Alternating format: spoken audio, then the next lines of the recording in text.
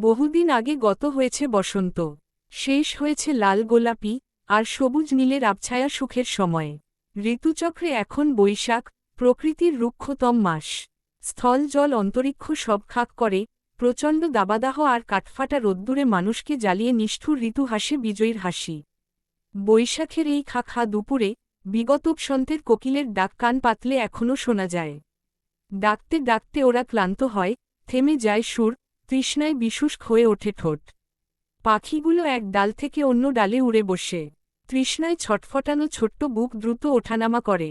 পাখিদের এত কষ্ট, অস্থির ছটফটানি আর পিয়াসায় দুরন্ত নেচে বেড়ানো কিছুই যেন স্পর্শ করে না নির্দয় ঋতুর বিবেককে। ঘরের ঝকঝকে সাদা মেঝেতে একটা নিস্পন্দ বস্তু পড়ে আছে। জানালার পলকা সফেদ পর্দা উড়ছে অবিরল। খোলা বারান্দা গলে হু হু করে ভেসে আসে তপ্ত বিধুর হাওয়া। ঘরের ভেতরের উত্তাপে যেন স্ফুলিঙ্গ ঝরে। বারান্দায় তাকালে শ্রান্ত বৈশাখ দুপুরের শুষ্ক রূপ ভীষণভাবে চোখে পড়ে। নজরে আসে সেই তৃষ্ণার্ত পাখিটার অস্থির ছটফটানিও।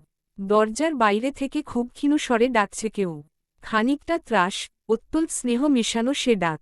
মেঝেতে পড়ে থাকা বস্তুটি হঠাৎ একটু নড়েচড়ে ওঠে।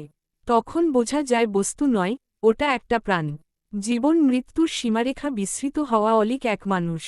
টিহা আবার ডাকে, ধীরে ধীরে ভীষণ যত্নে পুনরাবৃত্তি করে টা শব্দ, তিতি। দরজা খোল তিতি। কোন সাড়া নেই। নির্জীব দেহখানা অসার হয়ে মিশে থাকে মেঝের সঙ্গে। একদৃষ্টে চেয়ে থাকে আশ্চর্য ওই আকাশের পানে। ধাঁধা লাগে, চোখ বুজে আসতে চায়, তবুও সে চেয়ে থাকে অহেতুক অকারণ। সময়ের সাথে সাথে দরজার বাইরে গলার আওয়াজ একসময় জোরালো হয়ে আপনাতে নিভে যায়। হতাশ হয়ে ডাকা বন্ধ করে তিহা। চলে যায় দরজা ছেড়ে। বস্তুরূপী প্রাণ চেতনাশূন্যের মতো মেঝেতে গাইলিয়ে পড়ে থেকে শুনে দূর মসজিদে পড়ছে জোহরের আজান। হাইয়া আলাস সলাহ, হাইয়া আলাল ফালাহ। সলাতের জন্য এসো, সাফল্যের জন্য এসো। প্রলম্বিত নিঃশ্বাস ফেলে আস্তে আস্তে সে উঠে বসে। সময় হয়েছে একান্ত এবং একমাত্র প্রিয়জনের সাথে কথা বলার। স্থবির গা হাত পা ঠেলে উঠিয়ে বাথরুমের দিকে চলে যায়। ক্ষণকাল পরে ঢিলেঢালা পোশাকের ওপর বড় ওড়না জড়িয়ে মুসল্লায় দাঁড়িয়ে নিয়ত বাঁধে। অযত্নে মাথা মোছার ফলে তখনও ভেজা চুল বেয়ে জল গড়িয়ে পড়ছে, মুখে লেগে রয়েছে বিন্দু বিন্দু অজুর পানি।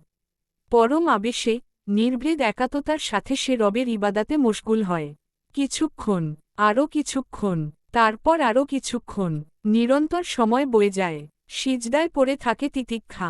মুখে কোনো রান নেই, চোখ বেয়ে শুধু জল গড়ায় ফোটায় ফোটায়। যিনি অন্তর্যামী, তার সম্মুখে কয়েকটা এলোমেলো শব্দ উচ্চারণের কী বা প্রয়োজন। মেয়েকে খুঁজতে খুঁজতে রান্নাঘরে আওয়াজ পেয়ে ছুটে আসেন মারুফ। পেছনে ফিরে বাবাকে দেখে আবার কাজে মন দেয় তিহা। ওর বিমর্ষ ম্লান মুখে তাকিয়ে মারুফ কি যে বলতে এসেছিলেন ভুলে বসলেন।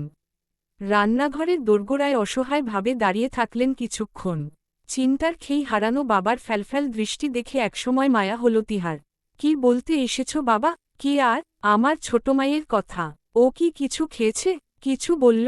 তিহা মলিন হাসে। আজকের দিন কি অন্য দিন থেকে আলাদা বাবা? যে ও কথা বলবে, কথা বলা, খাওয়া এসব তো দূর। দরজাই যে খোলেনি। মারুফের ক্লান্ত মুখ ঝুলে পড়ে সহসা ব্যস্ত গলায় বলেন, যাই, ছোটনকে স্কুল থেকে নিয়ে আসি। ও এলে যদি কথার্থা বলে দুটো খাবার মুখে দেয়। তিহা নিশ্চুপ। রোজ রোজই তো ছোটনকে পাঠাচ্ছে ওই ঘরে। কোনো লাভ নেই। স্কুল থেকে ছোটন ফিরলে ছেলের পোশাক বদলে খাইয়ে আজও তিহা বোনের ঘরে ঠেলে দিল। যাওয়ার আগে শিখিয়ে পড়িয়ে নিল কি করতে হবে। আজকাল মিমির কাছে যাওয়ার নামে মুখ শুকিয়ে আসে ছোটনের। মিমিকে এখন বাঘের মতো ভয় পায় বাচ্চাটা। তবু যায় ছোটন। সেই যে একটা সময় ছিল, যখন মিমি তাকে খুব ভালোবাসত, রাতদিন তারা দুজন একসাথে কাটাত। কত হাসি, কত দুষ্টুমিতে মাতিয়ে রাখত সারা বাড়ি। সেসব দিনের কথা মনে করেই মিমির কাছে একা যাওয়ার সাহস সঞ্চয় করে ছোটন। তিহাও নিরুপায়। ছেলেটা ডরায় জেনেও রোজ ওকে পাঠায়। কারণ একমাত্র ছোটন ডাকলেই যে ও ঘরের অবরুদ্ধ দরজা ক্ষণকালের জন্য খোলে। ভয়ে ভয়ে কড়া নেড়ে দাঁড়িয়ে রইল ছোটন। মায়ের ইশারায় একসময় ডাকল, মিমি, আমি ছোটন, দরজা খোলো। ও মিমি, দরজা খুলবে না? কিঞ্চিত সময় পর ওপাশে নব ঘোরানোর আওয়াজ হয়। দরজা খুলে আবার গিয়ে আগের জায়গায় বসে পড়ে তিতিক্ষা। ত্রস্ত পায়ে এগিয়ে ছোটন মিমির পাশে মাটিতে বসে মায়ের শেখানো কথাগুলো একে একে ভুলে যেতে থাকে। শেখানো বুলি বিস্মৃত হলেও ছোটনের নিজের মনের মধ্যে কথা কম জমা নেই। আস্তে আস্তে ও সহজ হয়। মিমির গা ঘেঁষে বসে খাপছাড়া যত কথা আরম্ভ করে। জানো মিমি, স্কুলে সামিন নামে আমার যে বন্ধুটা আছে, আজও পড়ে গেছিল মাঠে, সবার সামনে। হো হো করে সবার সে কি হাসি। সামিন খুব কাঁদছিল তখন। তিতিক্ষার অচল গম্ভীর কা একটু নড়েচড়ে ওঠে। রুক্ষ চোখে তাকিয়ে সহসা বলে, তুমি কি করলে তখন? হাসছিলে সবার সাথে? মিমির কোকর্ষ স্বরে ছোটন দমে যায়। নিচু গলায় ভয় ভয় বলে, ও তো আমার বন্ধু হয়। আমারও খুব কান্না পাচ্ছিল। আমি তাড়াতাড়ি করে ওকে টেনে তুলেছি। তিতিক্ষার বাঁকানো ভ্রুজোড়া আবার সরল হয়ে আসে। ভাবলেশীন দৃষ্টি আবারও সম্মুখে নিক্ষেপ করে সে। আমি ভালো করিনি মিমি, হুম। কেউ কষ্ট পেলে আমাদের হাসা উচিত নয়, তাই না মিমি? হুম। মিমি, তোমার কি অনেক কষ্ট? তোমার কষ্টে সবাই খুব হেসেছিল। এজন্য তুমি সবসময় মন খারাপ করে থাকো, তাই না? কিছুটা সময় কেটে যাবার পর তিতিক্ষা পাশ ফিরল।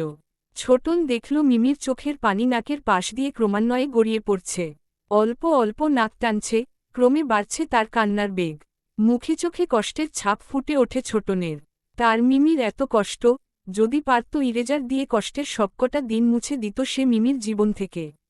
তিতিক্ষার অবস্থা দেখে ছোটন নিজের ভয় ভুলে গেছে। পাশ থেকে উঠে মিমির কোলে চড়ে বসেছে অনায়াসে। ছোট ছোট হাতে মিমির চোখ মুছে দিয়ে বলল, তুমি কেঁদো না মিমি। আমি আছি তো। যে তোমাকে এত কষ্ট দিয়েছে বড় হয়ে আমি তাকে ভীষণ শাস্তি দেব। ও তোমাকে মেরেছিল, তাই না মিমি? আমিও ওকে খুব মারব, শুধু আরেকটু বড় হয়ে নিই। বলে তিতিক্ষার কপালের কাটা দাগের ওপর চুমু খেল ছোটন। সমস্ত নিঃস্বার্থতা ভুলে দুহাত বাড়িয়ে সন্তানসম শিশুটিকে একসময় জড়িয়ে ধরল তিতিক্ষা। তার নিঃশব্দ কান্নার নীরব সাক্ষী হয়ে রইল দরজার আড়ালে দাঁড়ানো তিহা। ভালোবাসা সর্বগ্রাসী। একটা মানুষকে কত সহজে নিজের আসন ছেড়ে টেনে হিচড়ে নামিয়ে আনে রাস্তায়। মানুষ ভুলে যায় তার আত্মমর্যাদা, তার অবস্থান।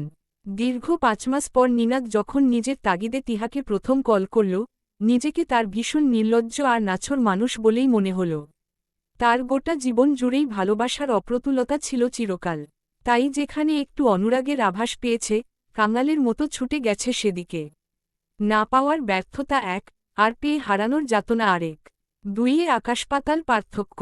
একসময় নিনাদের প্রায় কেউই ছিল না, মানিয়ে গেছিল এই পরিস্থিতির সঙ্গে। তারপর একে একে অনেকগুলো প্রিয় মুখ একসঙ্গে জড়ো হল। আজ তাদের অনেকে নেই, হয়তো কোথাও আছে ওদের অস্তিত্ব, কিন্তু নিনাদের সঙ্গে আর সম্বন্ধটুকু বজায় নেই। সবাই সব ভুলেছে, ভুলে যেতে পারেনি কেবল নিনাদ। পারেনি কারণ পুরনোকে ভুলতে গেলে যে নতুন আসঞ্জনের প্রয়োজন। কিন্তু এখন তখন কখনোই নিনাদের কোনো আসঞ্জন ছিল না।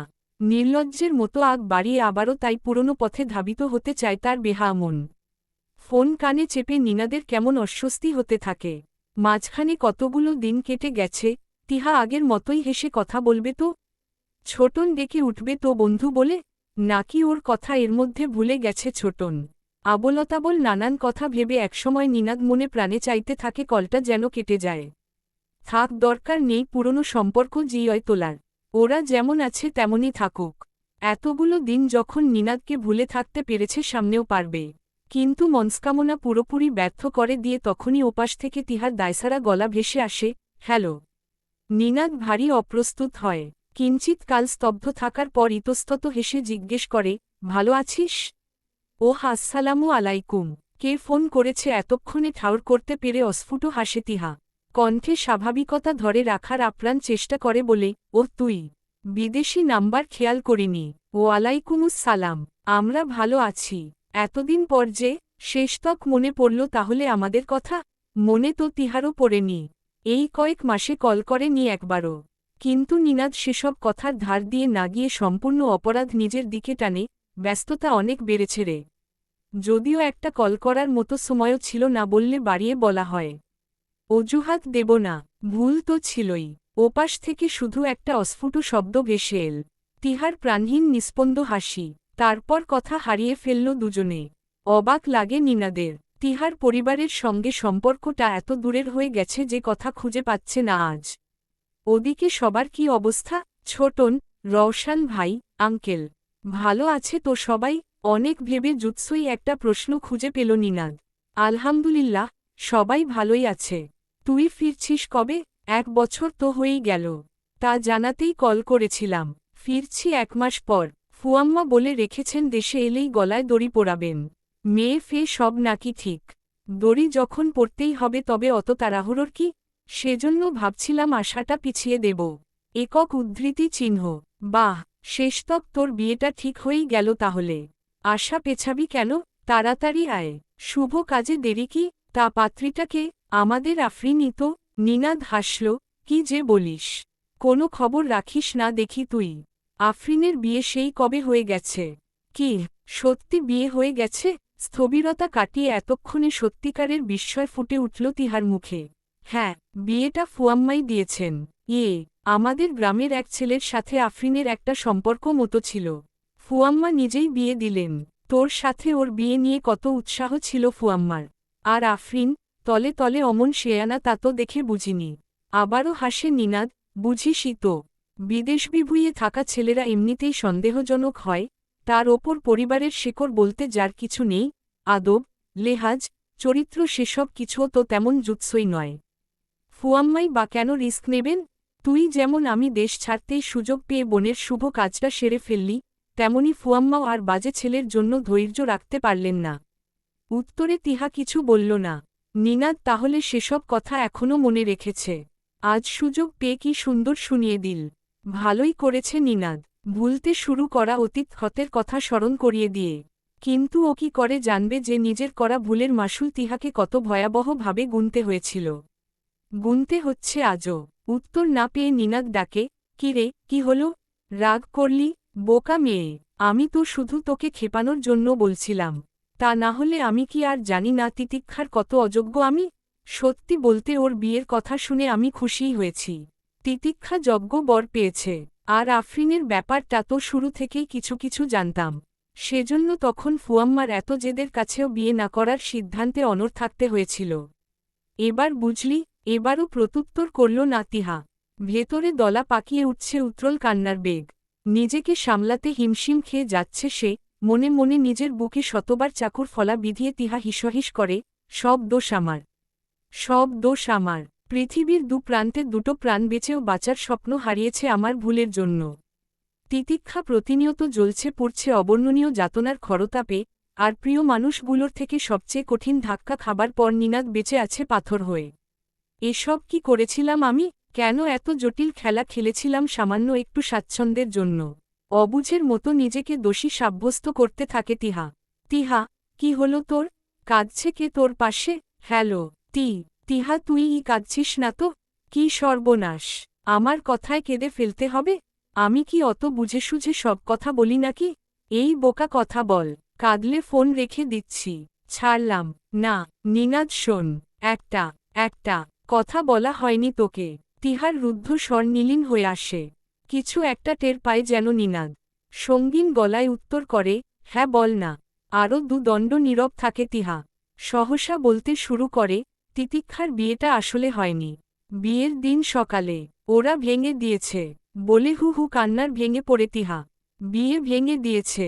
এটা কোনো ব্যাপার হলো? বিয়ে ভেঙে গেছে তো কি হয়েছে? আবার বিয়ে হবে, এজন্য তুই কাঁদছিস? এই যুগে এসব কেউ গোনে নাকি? তুই ভাবিস না আমি এসে ওর ভালো জায়গায় বিয়ে দেব। একক উদ্ধৃতি চিহ্ন। কথার মাঝখানেই তিহা ওকে থামায়, না রে, কিছু জানিস না তুই। তিতিক্ষার আর কখনো বিয়ে হবে না। একটা ঝড় এসে আমার বোনের জীবন চিরতরের জন্য ওলট পালট করে দিয়ে চলে গেছে। এরপর আর কিছু হবার নয়। মানে? অতল গম্ভীরতা ভেদ করে কাকিয়ে ওঠে নিনাদ। মানেটা খুব কঠিন। তুই নিতে পারবি না। কি সব আজেবাজে কথা বলছিস? দ্রুত বল আমাকে কি হয়েছে। হ্যালো, তিহা। একক উদ্ধৃতি চিহ্ন। আমি। কথাটুকু শেষ পর্যন্ত বলা হলো না তিহার। অদূর থেকে ভেসে আসা এক অশরীরীর করুণ আর্তনাদ ওকে ফোন ছাড়তে বাধ্য করল। দৌড়ে ঘর ছেড়ে বেরিয়ে ছুটে গেল বোনের ঘরে। তিতিক্ষার আসুরিক চিৎকার আর ভাঙচুরের শব্দ ঘরের দেয়ালে দেয়ালে বাড়ি খাচ্ছে। বিছানার এক কোণে অবহেলায় পড়ে থাকা সেলফোনের অন্য পাশ থেকে তখনও চেঁচাচ্ছে নিনাদ, তিহা, কথা বল তিহা। কি হয়েছে তিতিক্ষার? বল। হ্যালো। একক উদ্ধৃতি চিহ্ন। ঘরময় ছোপ ছোপ রক্তের দাগ। এক কোণে উল্টে পড়ে আছে কাঠের চেয়ার, ভাঙা কাচের গ্লাসের টুকরো সারা ঘরে ছড়ানো। আয়নায় ভাসমান এক অপ্রকৃতস্থ মানবীর প্রতিবিম্ব, হাপড়ের মতো যে নিঃশ্বাস ফেলছে, উত্তেজনায় তিরতির কাঁপছে। হঠাৎ তার নজর পড়ে আয়নাতে। ক্ষণকাল স্থির চোখে চেয়ে দেখে নিজের রুক্ষ বিধ্বস্ত মূর্তি, দুচোখে যার অগাধ ধোঁয়াশার ঢেউ। আয়নাতে কেউ, ছি কি বাজে দেখতে, শনের মতো চুল লেপ্টে আছে গালে, মুখে অসংখ্য ক্ষতের চিহ্ন, চোখ দুটিতে অবিরল ঝরছে অগ্নিস্ফুলিঙ্গ আর ঠোঁটের কষ বেয়ে গড়িয়ে পড়ছে রক্তের ধারা। সহ্য হয় না। ক্রমে ক্রমে ওর নিঃশ্বাসের গতি বাড়ে, শিরায় শিরায় কিলোবিলে পোকারা বসায় মরণ কামড়। সইতে না পেরে দুহাতে মাথা চেপে ধরে সে। আতিপাতি করে খুঁজে হাতের কাছে একটা ফুলদানি পেয়ে যায়। নিজের সর্বশক্তি দিয়ে ফুলদানিটা ছড়ে আয়নার দিকে। ঝনঝন শব্দে পাহাড়ি ঝর্নার মতো ভূতলে লুটিয়ে পড়ে টুকরো টুকরো কাচ। শব্দটা ভালো লাগে, অস্থির মস্তিষ্কে প্রশান্তির ফল্গুধারা বইয়ে দেয়। কিন্তু এতে কিছু হবে না, তার আরও শান্তি দরকার, আরও। দরজার বাইরে থেকে স্থানুর মতো দৃশ্যটা দেখছিল ছোটন। কি হচ্ছে এসব? এ কি প্রলয়? ওই ডাকিনী পিশাচিনী কি এবার ওর ঘাড়টাও মট করে ভেঙে রক্ত চুষে খাবে? ছোট্ট শরীর থরথরিয়ে কেঁপে ওঠে, সারা গায়ে খিল ধরে যায় ভয়ে। নিজের ঘর ছেড়ে দৌড়ে আসে তিহা।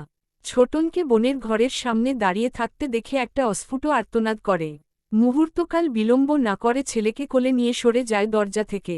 নিজের ঘরে গিয়ে বাচ্চাকে নামিয়ে রেখে স্পঞ্জের স্যান্ডেল পায়ে দিয়ে তাড়াতাড়ি বেরিয়ে বাইরে থেকে খিল তুলে দেয়। ছুটে এসে ঢোকে বোনের ঘরে। তিতিক্ষা তখন মেঝেতে পা ছড়িয়ে বসে জোরে জোরে নিঃশ্বাস ফেলছে। সারা দেহ এলিয়ে ঢলে আছে বিছানার গায়ে। অনেক ভাঙচুর আর ক্রুদ্ধ আস্ফালনের পর ওর চোখের দৃষ্টি এখন নরম, যদিও মুখের পেশির শক্তাভাব আর দাঁতে দাঁত ঘষে চলাটা তখনও থামেনি।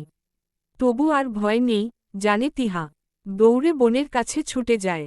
উবু হয়ে বসে দুহাতে জড়িয়ে ধরে বোনকে। কান্নার প্রকোপে কথা জড়িয়ে আসে, বাষ্পরুদ্ধ গলায় তিহা থেমে থেমে বলে, কি করেছিস তুই? কি করেছিস এসব? নিজেকে কেউ এভাবে মারে, কষ্ট দেয়? বলতে বলতে নিজের ওড়না দিয়ে মুছে দিতে থাকে বোনের গাল। কি হয়েছে আমার আপু, কেন এমন করেছিস বলতো? তিতিক্ষা তখনও হাঁপাচ্ছে, চিৎকার করে করে গলা ভেঙেছে। ব্যগ্র ভাঙা গলায় বলে, আমি কিছু করতে চাইনি, বিশ্বাস করো। কিন্তু ওরা বাজে কথা বলছিল আমাকে। হু হু করে কাঁদতে থাকে তিতিক্ষা। আমাকে বলে কিনা নষ্টা মেয়ে। জানো বুবু, ওদের কত করে বললাম কিছু করিনি আমি, আমার কোন দোষ নেই। তবু ওরা কেউ আমার কথা বুঝতে চাইল না। এসব শুনলে আমার ভীষণ কষ্ট হয়। তখন নিজেকে আর সামলাতে পারি না। আমি পাগল হয়ে যাচ্ছি। তাই না বুবু? পাগলরা এমন করে। এবার আমাকেও তোমরা শিকল দিয়ে বেঁধে রাখবে না? কাঁদতে কাঁদতে তিহা থমকে যায়। পাখির ছানার মতো চারপাশ থেকে বোনকে আগলে ধরে বলে, এইসব বাজে কথা কে বলেছে তোকে? তুই আমাদের বাড়ির প্রাণ, তোর সাথে আমরা অমন করব ভাবলি কি করে? একক উদ্ধৃতি চিহ্ন। কিন্তু মি যে পাগল। পাগলকে কি কেউ ভরসা করে? বিশ্বাস করো, আমি এমন করতে চাইনি। কিন্তু ওই আওয়াজটা, সবাই মিলে ওরা যখন আমাকে চুপ চুপ, কেউ কিছু বলেনি তোকে? কান খাড়া করে শুনে দেখ। আর তুই কেমন তা তুই নিজে জানিস না? কেউ কেন তোকে শুধু শুধু বাজে কথা বলবে? ভুল শুনেছিস, সবটা ভুল। বোনের যুক্তিনির্ভর কথা বোঝার মতো মানসিক অবস্থা তিতিক্ষার নয়। কিছু শুনছে, কিছু শুনছে না। নিজের মনে বলে চলেছে আপনার কথা। ওরা খুব কষ্ট দেয় আমায়। দেখো, একদিন আমি ঠিক মেরে ফেলব ওদের। সবাই আমার শত্রু, সবাইকে মেরে ফেলব আমি। বলতে বলতে আবারও উচ্চগ্রামে চড়ে তিতিক্ষার স্বর। তিহা কিছু বোঝবার আগে দুহাতে নিজের চুল খামছে ধরে তিতিক্ষা। ওকে থামাতে গিয়ে তিহা নিজেও অল্পবিস্তর আহত হয়। কিন্তু এই আসুরিক শক্তির সঙ্গে পেরে ওঠে কার সাধ্য? ক্লান্ত তিতিক্ষা হার মেনে একসময় ঢলে পড়ে বোনের গায়ে। অনতিবিলম্বে চেতন হারায়। শান্ত নরম ঘুমন্ত একটা মুখ। কে বলবে এই নরম মুখের মায়াবী তরুণী খানিক আগে ধ্বংসযজ্ঞ চালিয়েছে এই ঘরে? তিতিক্ষার দুচোখের পাতায় চেপে বসেছে কালো ঘুম। যে ঘুমের জন্যই অপেক্ষা ছিল তিহার। বোনের ঘুম এবার সহজে ভাঙবে না। পাগলামির কিছুক্ষণের ভেতর ও ঘুমিয়ে পড়ে সবসময়ে। তিহা গলা ছেড়ে আকবরের মাকে ঘর পরিষ্কার করতে ডাকল। বৃদ্ধা মৃদু সংশয় নিয়ে দরজার বাইরে দাঁড়িয়ে রইলেন। ভয় নেই, ও ঘুমোচ্ছে। আমাকে একটু সাহায্য করুন ওকে ওপরে ওঠাতে। দুজন মিলে তিতিক্ষাকে তুলে বিছানায় শোয়াল। এ বাড়িতে মাস পাঁচেক হল কাজে রাখা হয়েছে আকবরের মাকে। তিতিক্ষার সেবাযত্ন আর সংসারের সমস্ত কাজ একা কুলিয়ে উঠতে পারছিল না তিহা। আকবরের মায়ের ৬০-এর ওপর বয়স, গায়ে এখনও মোষের মতো শক্তি। তিহা ধরতে না ধরতেই তিতিক্ষার পলকা দেহটা তুলে ওপরে শুইয়ে দিল। ফার্স্ট এইড বক্স এনে তিহা বোনের মুখের ওপর ঝুঁকল। তুলোয় ডেটল মেখে কাপা কাপা হাতে পরিষ্কার করে দিতে লাগল মুখের ক্ষতস্থান। আকবরের মা কাছেই দাঁড়িয়ে একমনে দেখছে। একসময় নিচু হয়ে তিতিক্ষার হাতের শক্ত মুঠি খোলার চেষ্টা করল। তিহা তাকিয়েছিল। মুঠো খুলে যেতেই দেখল বোনের হাতে একগাছি ছেঁড়া চুল। চুলগুলো আকবরের মা তিতিক্ষার হাত থেকে ছাড়িয়ে নিল। দেহেন অবস্থা, নিজের চুল নিজে ছিঁড়ছে, আর অমন চাঁদপানা মুখটারে কি করছে খামছি দিয়া। নিজেরে খামছাইয়া চুল ছিঁড়া কি পায় আল্লাহ জানে। মা মরা মাইয়া, জীবনটা কি হয়া গেল। কথা শেষ করে আকবরের মা তাকায় তিহার পানে। সচকিত হয়ে দেখে স্থবির ভঙ্গিতে অসহায়ের মতো বোনের দিকে চেয়ে আছে তিহা। চোখের কোণে পুনরায় জলের আভাস। এই মেয়েটাই বা কত করবে, চেষ্টার কোন ত্রুটি তো রাখছে না। নিজের ওইটুকু একটা বাচ্চা, চারজনার সংসার, তার ওপর এই অসুস্থ বোন। সবার ভার তার একার ওপরে। ৫ মাস আগে যা দেখেছিল তার চেয়ে এখন অনেক শুকিয়েছে তিহা, চোখ সেধিয়েছে কোটরে। নীরবে ঘুরে ঘুরে সবই খেয়াল করে আকবরের মা।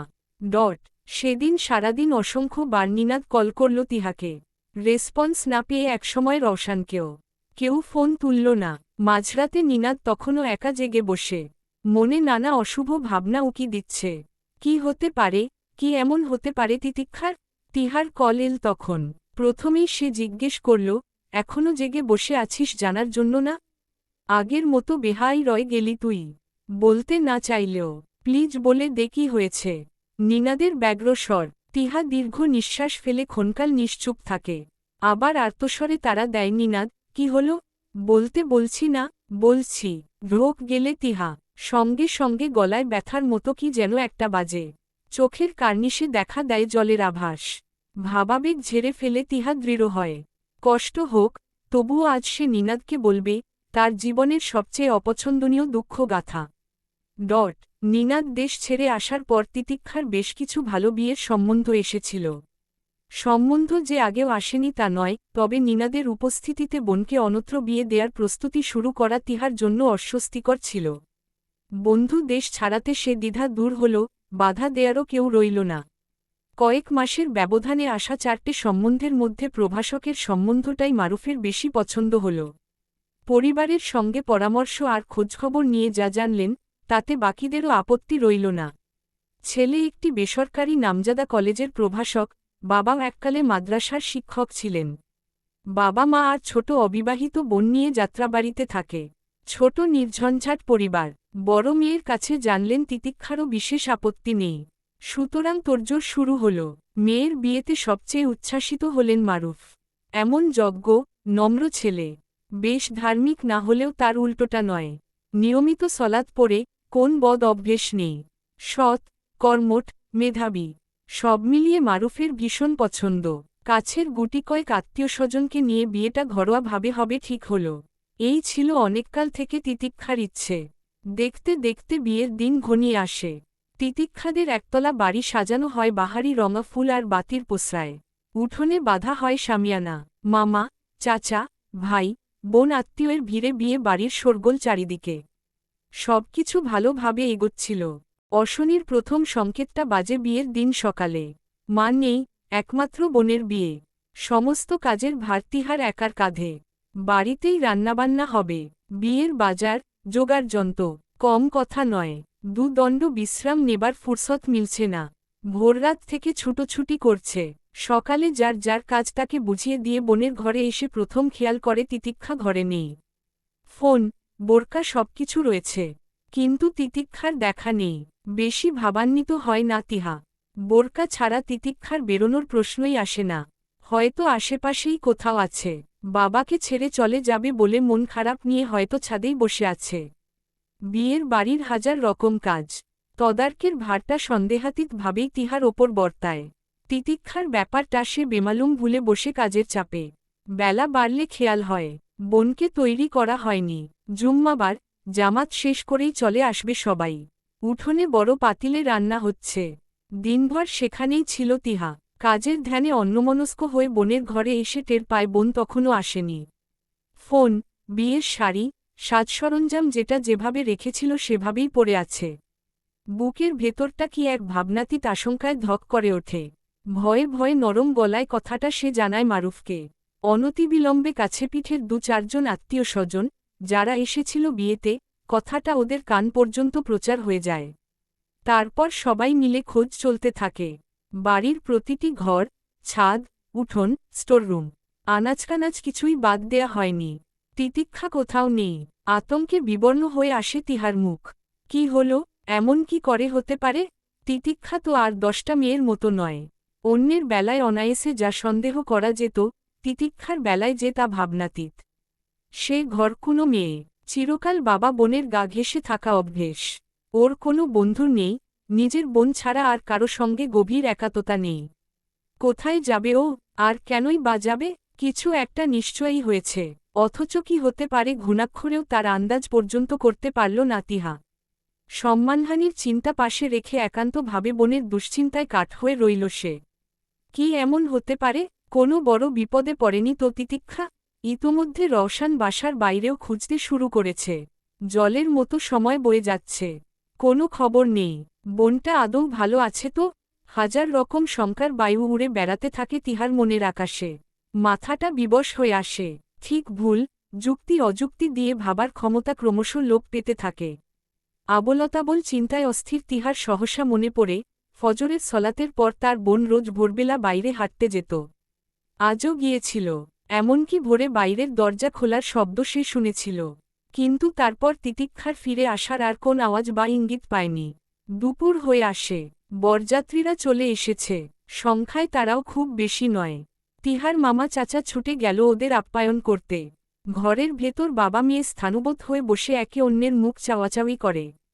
এই কয়েক ঘণ্টার ব্যবধানে মারুফের অভিব্যক্তির দারুণ পরিবর্তন ঘটেছে। ফ্যাকাশে সাদা মুখ, চোখের দৃশ্য ঝাপসা, শ্বাসপ্রশ্বাস অবিশ্বাস্য রকমের জোরালো। মুখে রা নেই। আদরের মেয়েটা এতক্ষণ ধরে নিখোঁজ, অথচ বিয়ে বাড়িতে বদনাম রটবে বলে পুলিশে খবর দিতে দিচ্ছে না তার আত্মীয় স্বজন। বলছে, বোঝাচ্ছে ২৪ ঘণ্টার আগে নাকি শত অনুরোধেও পুলিশ কোন ব্যবস্থা নেবে না। মারুফ পাথর হয়ে বসে থাকেন। অনতিদূরে দেয়ালে গা এলিয়ে পড়ে থাকে তিহা। বিয়ে, সমাজ, সম্মান কিচ্ছু চাই না তাদের। শুধু যে পথে তিতিক্ষা বেরিয়েছে, ভালোভাবে ঘরে ফিরে আসুক। বরযাত্রী সবাইকে বাইরে আপ্যায়নে ব্যস্ত রাখা গেলেও ছেলের মা বোনের সঙ্গে পেরে ওঠা গেল না। পুত্রবধূকে একঝলক দেখার জন্য ব্যাকুল ছেলের মা। ভরা বাড়ির বাতাসে ভেসে বেরানো একটা ফিসফিস কুট কথাও তাদের কানে এসে থাকবে। মেয়েকে সঙ্গে নিয়ে তিনি সোজা অন্দরমহলে চলে এলেন। হাসিমুখে আবদার করলেন, কই আমার বৌমা, চাঁদমুখখানি একবার দেখি। সদুত্তর দিতে পারল না কেউ। ব্যস্ত সমস্ত হয়ে চূড়ান্ত বিব্রত মারুফ একসময় নিজের ঘর ছেড়ে বেরিয়ে এলেন। তিহা তখনও এলিয়ে পড়ে আছে। সৌজন্যতার ধার ধারল না। এখন আর একবিন্দু লড়ার শক্তি তার নেই। এই সেই নানানরকম কথার জালে ছেলের মা বোনকে থামিয়ে রাখা হল। কিন্তু এই ছলনাও আর কতক্ষণ? একসময় তারা অধৈর্য হয়ে পড়েন। একটা কড়া কথা বলে বসতে তখন আর বাধে না। ঘরভরা মানুষের সামনে মারুফ নিশ্চুপ, বোবা হয়ে অপমানের ঢোক গিলছেন। সে সময় বাড়ির সামনে একটা মাইক্রো এসে থামে। গাড়ির গর্জন, মানুষের শোরগোলে অনেকে ছুটে যায় সেদিনে। সবার চোখে বিস্ময় খেলা করে। বর তো আগেই এসে গেছে। তবে এই মাইক্রোতে, এমনি মহাসমারোহে আবার কে এলো? মাইক্রো থেকে প্রথম যে ব্যক্তিটি নামে তাকে দেখেই সর্বশরীর কেঁপে ওঠে তিহার।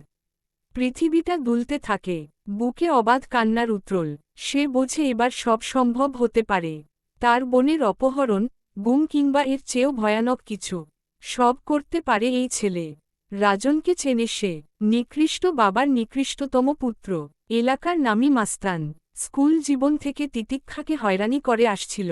ওর চোখকে ফাঁকি দেয়ার জন্য, ওর অত্যাচার থেকে বাঁচার জন্য কিশোরী বয়সেই বোরকা গায়ে জড়িয়েছিল তিতিক্ষা। সব তিহার জানা।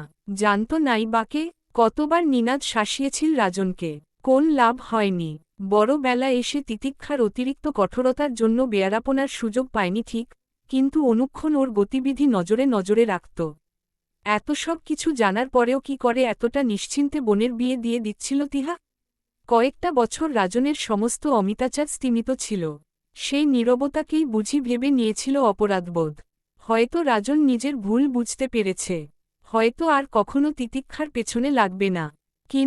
কিন্তু হঠাৎ যেন সব ধোঁয়াশা দূর হয়ে যায় তিহার দৃষ্টির সামনে থেকে। ও স্পষ্ট বুঝতে পারে পরিস্থিতি এখন সম্পূর্ণ রাজনের নিয়ন্ত্রণে।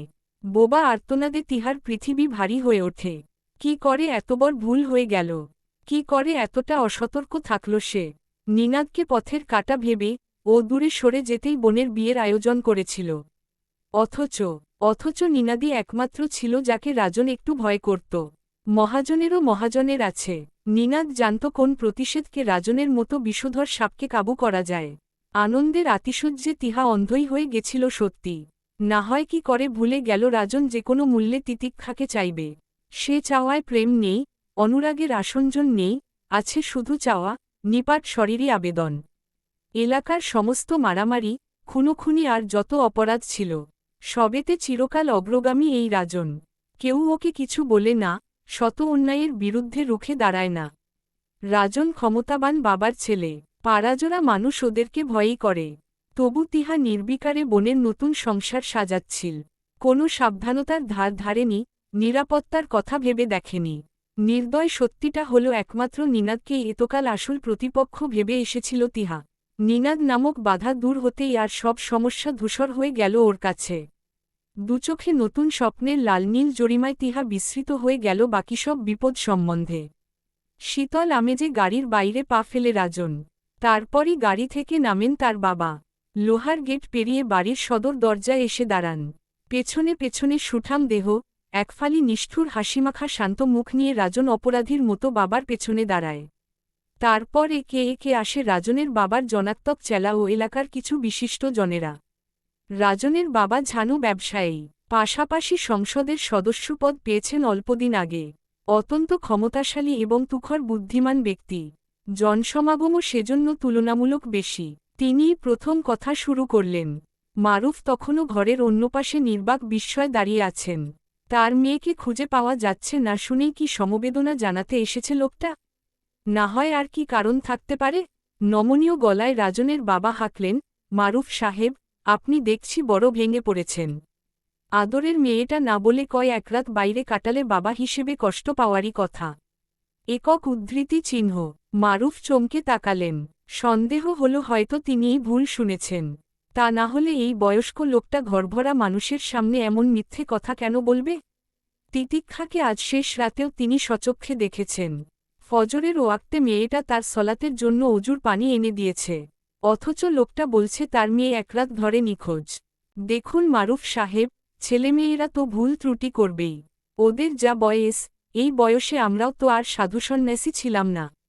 যাই হোক, পিতামাতার কাজ হলো ক্ষমা করে দেওয়া। নিজের সন্তানের সাথে আমাদের কোনোদিন বন্ধুত্ব গড়ে উঠতে পারে না বলেই ওরা ভুল পথ বেছে নেয়। আমাদের দায়ও এই ক্ষেত্রে কম না। ওরা ছেলে মানুষ, না বুঝে একটা ভুল করে ফেলেছে। আমারটাকে আমি মাফ করেছি, এইবার আপনেরটাকে আপনি মাফ করুন। লোকটার কথাবার্তা আদতেই মারুফের মাথার ওপর দিয়ে যাচ্ছিল। মেয়েকে খুঁজে পাওয়া যাচ্ছে না এই দুশ্চিন্তাতে অস্থির তিনি। যেখানে মেয়ে নেই সেখানে ক্ষমা করার প্রশ্ন আসে কোত্থেকে? কিতকাল হতভম্ব হয়ে তাকিয়ে থাকেন সামনের মানুষটার দিকে। তারপর আগে পিছে কিছু না ভেবে হঠাৎ ভাঙা গলায় জিজ্ঞেস করেন, ভাই আমার মেয়েটাকে অনেকক্ষণ ধরে খুঁজে পাওয়া যাচ্ছে না। কোথায় আছে জানেন আপনি? এই আলাভোলা মানুষটার এমন সরল অকপট প্রশ্নে লোকটা মুহূর্তের জন্য ভরকায়। পেছনে ফিরে গম্ভীর গলায় একজনকে আদেশ দেয়, গাড়ি থেকে ওকে নিয়ে এসো। মারুফের দুচোখ যেন জ্বলে ওঠে হঠাৎ। আমার মেয়ে আপনার গাড়িতে? হ্যাঁ, এতক্ষণ যাবৎ সে কথাটাই তো বোঝাবার চেষ্টা করছিলাম। আপনার মেয়ে আর আমার ছেলে মিলে একটা ভুল করে ফেলেছে। বোঝেনি তো এই।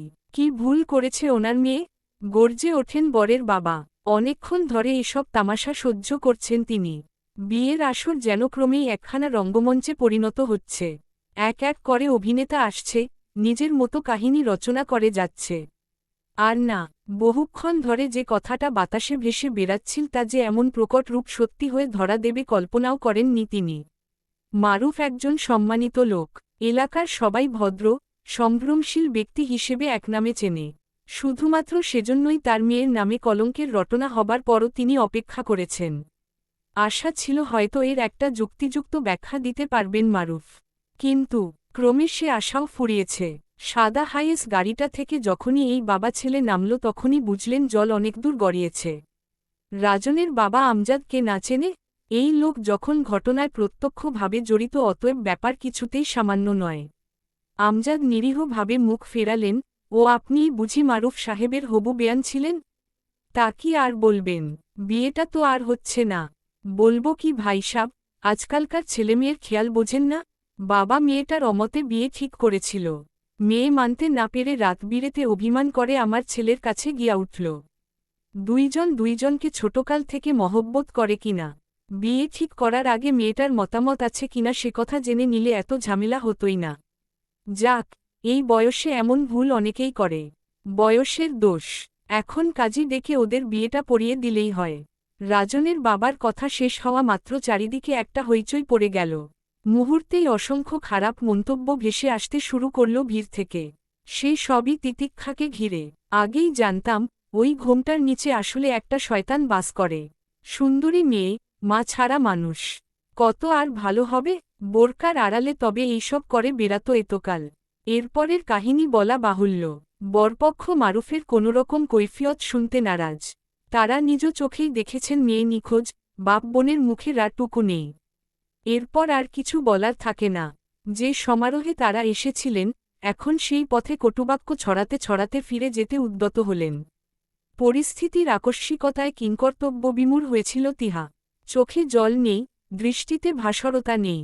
ও শুধু বুঝতে পারছিল আড়ালে আড়ালে এক ভয়াবহ ষড়যন্ত্র চলছে ওদেরকে ঘিরে, ওর বোনকে ঘিরে। এসবই যেন একটা দুঃস্বপ্নের অংশ। না, না, বাস্তবতা কখনো এত জঘন্য হতে পারে না। নিশ্চয়ই শেষ রাতের অমানিসায় কোনো বাজে স্বপ্ন দেখছে তিহা। এখনই ঘুম ভাঙবে, জেগে উঠে বাদিকে থুথু ছেটাবে সে। দুহাত তুলে আল্লাহর কাছে আশ্রয় চাইবে আর সমস্ত বিপর্যয় কেটে যাবে। আসবে নির্মল শান্তিঘেরা ভোর। বোনকে জড়িয়ে ধরে তিহা হাসবে, বলবে তোকে আমি নিজ সন্তানের মতো ভালোবাসি। কিন্তু কই, এত চেষ্টা করেও তিহা স্বপ্ন ছেড়ে জেগে উঠে বসতে পারছে না তো। উল্টো চারপাশের চিৎকার, শোরগোল ক্রমশ বাড়ছে। হঠাৎ আর্তনাদ করে ওঠে তিহা, মিথ্যে, মিথ্যে, এসবই মিথ্যে, সাজানো নাটক সব। আমার বোন নিখোঁজ হয়েছে ভোর থেকে। তাহলে রাতে সে কিভাবে রাজনের কাছে গেল? অনুরোধ করছি এসব বিশ্বাস করবেন না আপনারা। ষড়যন্ত্র, সব ষড়যন্ত্র। একক উদ্ধৃতি চিহ্ন। কিন্তু না, কেউ শুনল না তিহার কথা। উল্টো তিতিক্ষার বদনামি বাড়তে লাগল। বরপক্ষ চলে যাচ্ছে, আশেপাশের শোরগোলও ক্রমেই বেড়ে উঠছে দেখে তিহা এবার হুঁশ জ্ঞান হারিয়ে পাগলের মতো দৌড়ে গিয়ে রাজনের কলার চেপে ধরল। চিৎকার করে বলল, আমার বোন কোথায় বল? রাজনের ছদ্মবাসী মুখে অশনির মতো ঝিলিক দিয়ে ওঠে মৃদু হাসি। কলার থেকে তিহার হাত ছাড়িয়ে পেছনে ফিরে হাঁটতে শুরু করে সে। বেশি দূর যেতে হয় না, ততক্ষণে একজন নারীর গায়ে ভর দিয়ে ছেঁচড়ে ছেঁচড়ে ফিরে আসছিল তিতিক্ষা। রাজন গিয়ে নিঃসংকোচে ওকে ধরে। সঙ্গে সঙ্গে তিতিক্ষাকে ছেড়ে কিঞ্চিত দূরে সরে যায় নারীটি। ঘোর বিস্ময় নিয়ে তিহা দেখে, তার বোনের গায়ে অজ্ঞাত পুরুষের ছোঁয়া লাগা সত্ত্বেও তিতিক্ষা আজ সরে আসছে না, এমনকি কোনোরকম প্রতিক্রিয়াই দেখাচ্ছে না। মন্ত্রে বশ হওয়া মানুষের মতো অনুভূতি শূন্য চোখ নিয়ে স্থির দাঁড়িয়ে আছে। পা কাঁপছে, বোধহয় হাঁটতে কষ্ট হচ্ছে। আর আর ঘরভরা মানুষের লুব্ধ দৃষ্টি ওকে ঘিরে বর্ষিত হচ্ছে জেনেও তিতিক্ষা আজ নির্বিকার। এমন তো হবার কথা না। আর যাই হোক, পর্দা নিয়ে তিতিক্ষা সহনশীল হবে এত ভাবনার অতীত। তবে কেন ও নড়ছে না? কেন কিছু বলছে না? কেন ছুটে বেরিয়ে যাচ্ছে না এই জনারণ্য ছেড়ে? আদতে কি হয়েছে তিতিক্ষার? ওর সারা গায়ে এত মারের দাগ কেন? কাপড় ছেঁড়া কেন? কেন চুল এলোমেলো? এসব কে করেছে? কেন করেছে? এসব কি কোনো অশুভ ঘটনার সংকেত দিচ্ছে? তিতিক্ষাকে কি কিছু করেছে কেউ? খুব বাজে কিছু? কি ঘটে থাকতে পারে ওর সাথে? না না, কিছুতেই চূড়ান্ত কথাটা ভেবে উঠতে পারছিল না তিহা। ভাবতে গেলে দুনিয়া অন্ধকার লাগে। কেন এমন হবে? কেন কেউ ওর বোনের অতবর সর্বনাশ করবে? রাজন তিতিক্ষাকে টেনে হিচড়ে নিয়ে এলো তিহার সম্মুখে। ঠেলে দিল তিহার দিকে। বোধহয় হুড়মুড় করে মাটিতেই গিয়ে পড়ত। খপ করে হাতে বোনকে আঁকড়ে ধরে ফেলল তিহা। অবিশ্বাস নিয়ে আবারও তাকালো বোনের দিকে। সারা শরীরে অসংখ্য আছড়ের দাগ, ছোপ ছোপ রক্তমাখা জামাকাপড়ের কেদাংশ ছেঁড়া, গায়ে ওড়নাটাও ঠিকমতো জড়ানো নেই। হঠাৎ যেন সব স্পষ্ট হয়ে গেল। না, আর কিছু বাকি নেই। সব শেষ হয়ে গেছে, ধ্বংস হয়ে গেছে তার বোনের জীবন। অস্ফুট আর্তচিৎকার বেরিয়ে এলো তিহার মুখ দিয়ে। ঘোর আবিষ্ট অবস্থায় বোনকে নিয়ে মাটিতে বসে পড়ল তিহা। তিতিক্ষার আগমন ঘটা মাত্র ক্রুদ্ধ জনস্রোতে নতুন জোয়ার উঠেছে। ছোট বৈঠকঘর খানা যেন এবার মনুষ্যকণ্ঠের আস্ফালন সইতে না পেরে ভেঙে পড়বে। চিৎকার, হইচই, অসংখ্য নোংরা কথা আর অপবাদে ভারী হয়ে উঠেছে বাতাস। সেসবের কেন্দ্রে মধ্যমণি হয়ে বসে আছে তিনজন, তিহা, তিতিক্ষা আর তাদেরকে ঘিরে অসহায় বাবা মারুফ। তিহা তখনও অপ্রকৃতস্থের মতো চিৎকার করছে, অথচ যাকে ঘিরে এত কিছু, সে যেন চিহ্নিথর, নিষ্প্রভ এক জীব। ওর ভেতরে যেন কোনোদিন ছিল না প্রাণের সঞ্চার। রাজনের বাবা অতিশয় কাতর হয়ে দাড়িতে হাত বোলালেন, তাহলে বিয়েটা? বেরিয়ে যান এক্ষুনি। আপনাকে আর আপনার ওই বেজন্মা ছেলেকে আমি জেলের ভাত খাওয়াবি। যান এখান থেকে। আমি খুনি বাঁধানোর আগেই বেরিয়ে যান। তিহা চেঁচিয়ে ওঠার সাথে সাথে নাটকীয়ভাবে মুখভঙ্গি পাল্টে যায় রাজনের পিতার। হেসে ওঠেন তাচ্ছিল্য ভরে। এত বড় কীর্তির পর এটুকু অপমান সওয়াই যায়। তাই কথা না বাড়িয়ে ফিরে যেতে উদ্যত হন। যাওয়ার আগে রাজনের দিকে ইঙ্গিত করে বলেন, চলে এসো রাজ। খেলা শেষ। তুমি যা চেয়েছিল তা তো পেয়েছি। আমজাদ বেরিয়ে গেলেন। বাবার যাওয়ার পথে একবার তাকিয়ে চোখ ফিরিয়ে সম্মুখে দৃষ্টি স্থাপন করল রাজন। হাঁটু গেড়ে বসল তিহার সামনে। মুখে পিশাচসুলভ হাসি। তিতিক্ষার নিস্পন্দ মুখ একবার দেখে নিয়ে ফিসফিস করে তিহাকে বলল, খুব শখ ছিল না বোনের বিয়ে দেবার? এবার দে দেখি। এখন তো ও সবার কাছে একটা বেতারা চিহ্ন। এখন না আমি তাকে বিয়ে করব না অন্য কেউ, বলে বিকৃত একটা হাসি দিয়ে চলে গেল। সেই মুহূর্তের আগ পর্যন্ত তিতিক্ষা নির্বাক ছিল। চোখের দৃষ্টি ছিল শূন্য। নিজেকে নিয়ে রাজনের শেষ মন্তব্যটা শুনে সে একবার একটু কেঁপে ওঠে মাত্র। তারপর এই প্রথম দুচোখের কুল ভেঙে অশ্রুর ফোয়ারা নামতে শুরু করে। একদা এক গহীন বনমধ্যে লোকচক্ষুর অন্তরালে স্বচ্ছ সরোবরে ফুটেছিল একটি পদ্মফুল। অহরাত্রি হাজারো সর্প তারে পাহারা দিত। কোনোদিন কোনো মনুষ্যচক্ষু দেখেনি সে ফুলের মাধুর্য। যে ফুলের উজ্জ্বল কান্তিতে আলোকিত হতো অরণ্যপ্রভা। তারপর হঠাৎ একদিন কোথা থেকে এক হিংস্র সাপদের আগমন ঘটল বনে। গভীর অরণ্য মধ্য হতে সে এসে পদ্মফুলের শোভা দেখে থমকে গেল। লোভে চকচক করে উঠল তার চোখজোড়া। অতঃপর নিজের তীক্ষ্ণ ধারালো নখ দিয়ে সকল প্রহরিণী সর্পকে হত্যা করে সে অবশেষে নাগাল পেল পদ্মফুলের। দুমড়ে মুচড়ে বিধ্বস্ত করে ফেলল ফুলটিকে। একে একে অত্যুজ্জ্বল সকল পাপড়ি হারিয়ে নিঃস্ব হয়ে গেল ফুল। গহীন অরণ্য মধ্যে কি ঘটে গেল কেউ জানল না। কেউ কি আছে যে সেই পদ্মফুলের দুঃখ বোঝে? বুঝলে সে জানত কেন মরণও সেই যন্ত্রণার চেয়ে বেশি কাম্য। আজ থেকে যেমন তিতিক্ষা জানে।